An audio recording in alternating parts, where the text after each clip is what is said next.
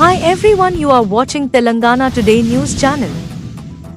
Chief Minister Revant Reddy introduced a condolence resolution in the Legislative Assembly expressing deep grief over the untimely death of Cantonment MLA late Lasya Nandita.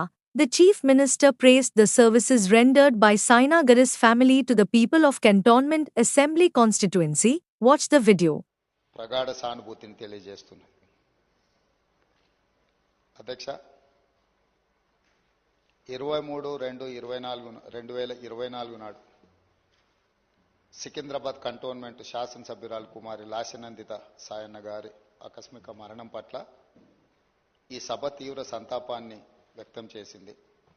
ఇలాంటి బాధాకరమైన తీర్మానం నేను ప్రవేశపెట్టాల్సి వచ్చినందుకు నేను చింతిస్తున్నాను. కుమారి లాస్యనందిత సాయన్న గారి నాన్నగారైన కీర్తిశేషులు సాయన్న గారు నాకు అత్యంత సన్నిహితులు, ఆప్తులు.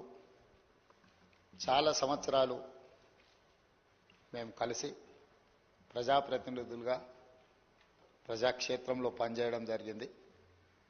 సాయన్న గారు అత్యంత సామాన్యమైన కుటుంబంలో 1951 వల్లభానగర్ నిజామాబాద్ జిల్లాలో జన్మించి కష్టపడి వారు 5 సార్లు శాసనసభ్యుడిగా, ప్రజా జీవితంలో కంటోన్మెంట్ బోర్డు మెంబర్గా, కంటోన్మెంట్ ప్రాంత ప్రజా సమస్యల పరిష్కారంలో వారు ఎనలేని కృషి చేసిండ్రు.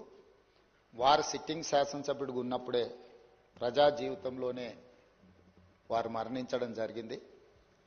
ఆ తర్వాత వారిచ్చిన వారసత్వాన్ని, వారు నెరవేర్చాల్సిన బాధ్యతలను, వారిని అభిమానించిన ప్రజల కోసం కుమారి లాస్యనందిత కూడా ప్రజా జీవితంలోకి వచ్చి వారు బ్రతుకున్నప్పుడే వారు కార్పొరేటర్గా, ఆ తర్వాత వారి తరఫున వారిని నమ్ముకున్న ప్రజల కోసం వారు శాసనసభ్యురాలుగా ఎన్నికై ప్రజా జీవితంలోకి వచ్చి కష్టపడి పనిచేయాలన్న ఆలోచనతోటి వారు ప్రజా జీవితంలోకి వచ్చి 5 సార్లు శాసనసభ్యుడిగా సాయన్న గారు చేసిన ఎనలేని సేవలను దృష్టిలో పెట్టుకొని వారి వారసురాలుగా లాస్యనందితను కంటోన్మెంట్ ప్రజలు వారిని ఎన్నుకోవడం జరిగింది. మనమందరం కూడా 37 సంవత్సరాల చదువుకున్న ఒక యువతి.